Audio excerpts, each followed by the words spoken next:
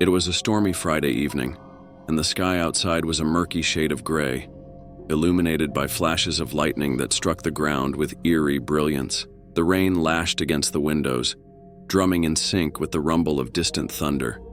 Inside the house, 17-year-old Emma was home alone. Her parents had gone out for a rare date night, leaving her to enjoy a peaceful evening of binge-watching horror movies.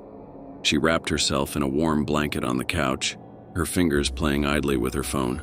As the storm continued to rage outside, she felt a strange comfort in the sound of rain pattering against the windows. It was the kind of night that seemed perfect for indulging in some scary movies. With a bowl of popcorn in her lap, she selected her favorite horror flick and settled in for what she thought would be a quiet night. The movie had barely begun when her phone buzzed on the coffee table. She glanced at the screen expecting a text from her parents, but it was a call. Her brow furrowed as she noticed the caller ID, blocked number. It wasn't unusual to get a spam call, but this late at night, she hesitated for a moment before picking it up. "Hello?" She answered, her voice calm but curious. Silence. Then, after what felt like a long, cold breath, a voice whispered, "I see you." Emma froze. The voice was soft, unnervingly close, as though the person was right beside her. She let out a nervous laugh, her heart pounding against her chest. "Very funny. Who is this?" she asked, trying to shake off the growing unease. The voice didn't respond to her question. Instead, it whispered again, this time more deliberately, "I like what you're wearing." Emma's blood ran cold. She glanced down at her clothes. An old, oversized hoodie and pajama shorts, the kind of outfit she only wore at home. Her mind immediately leaped to her friends. Maybe one of them was playing a prank. She forced a chuckle, hoping her voice wouldn't betray her nerves. "Seriously, who is this?"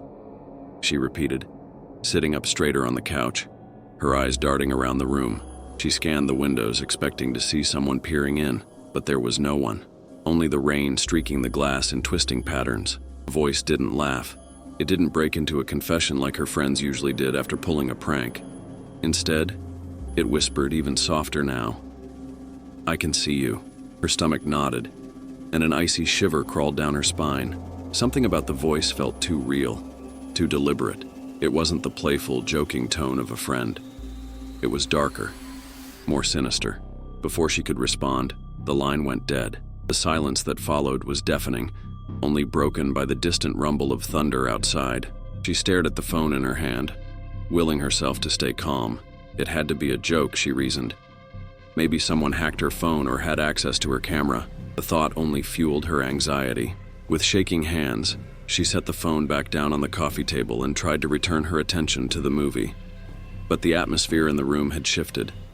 The cozy, safe feeling of being curled up at home had evaporated, replaced by a gnawing sense of vulnerability. She glanced at the front door, suddenly hyper-aware that she hadn't locked it after her parents left. Just as she rose from the couch, her phone rang again. Another blocked number. She stared at it, heart racing, indecision flooding her mind. Should she answer, or should she ignore it? Maybe it would stop if she didn't pick up. But the phone kept ringing, its shrill tone piercing through the storm outside.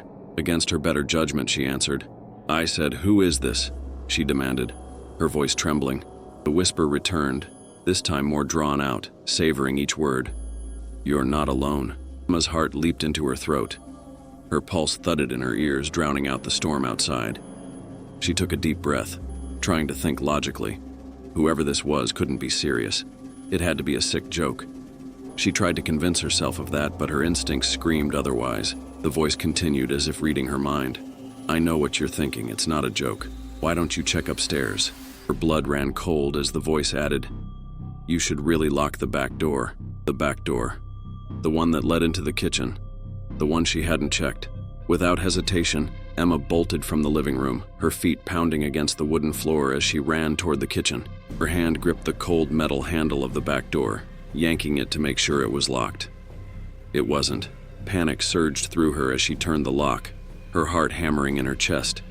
How did they know? She twisted around, her mind racing. Whoever was calling her had to be nearby. Maybe they were watching from the yard, hidden by the storm. She rushed through the house, locking every window and door she passed, her breath coming in short, sharp gasps. Every shadow, Every flicker of lightning outside made her jump, her senses on high alert. The house, once so familiar and comforting, now felt like a trap. The phone rang again. Emma didn't want to answer. Every instinct told her to ignore it, but she couldn't help herself. The need to know who was behind this, the need for some explanation, overpowered her fear. She picked up the phone, her voice barely a whisper. "Why are you doing this?" she asked, her voice cracking. The whisper on the other end was slower this time, deliberate. "You think you're safe now? But I've been inside your house before." Emma's throat tightened. How could they know? No one but her family knew the layout of the house. The caller started describing details: the chipped paint on the banister, the creaky step that always groaned when she came down for a midnight snack. Things no stranger would know. "I'm already inside," the voice whispered. Her breath hitched. A feeling of dread settled in the pit of her stomach as her eyes darted toward the staircase. The upstairs hallway was dark, shadows pooling at the top of the stairs.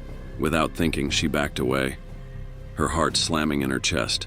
She glanced at the kitchen counter, searching for anything she could use as a weapon. Her hand hovered over a large kitchen knife, but before she could grab it, she heard a sound that made her blood freeze. A phone rang. Not her phone, but another one. The sound was faint but unmistakable. It was coming from upstairs.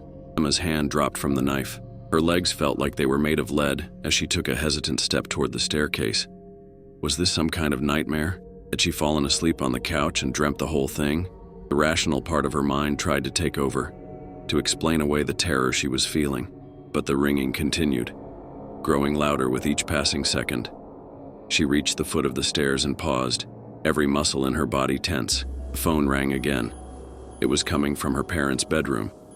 Slowly, with trembling hands, she crept up the stairs, each step creaking beneath her weight. Her breath was shallow, and she could hear her pulse thrumming in her ears.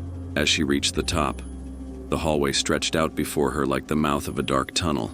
The door to her parents' bedroom was ajar, the faint glow of lightning illuminating the edges. The phone rang again. Her hands shook as she pushed the door open, the hinges creaking in protest. The room was empty, but there, on the nightstand beside the bed, was an old flip phone, one she didn't recognize. It rang again, and she could see the caller ID flashing. Blocked number. Her hand hovered over the phone, her stomach churning with dread. She didn't want to answer, but something compelled her to. Slowly, she picked up the phone and pressed it to her ear. Silence. For a moment, there was nothing but the sound of her own breathing. Then, the whisper returned, quieter than ever, almost playful. "I'm right behind you." Emma spun around, but it was too late. The storm outside continued to rage, the wind howling as the rain battered the windows. Inside the house, the only sound was the faint buzzing of a phone, left abandoned on the floor.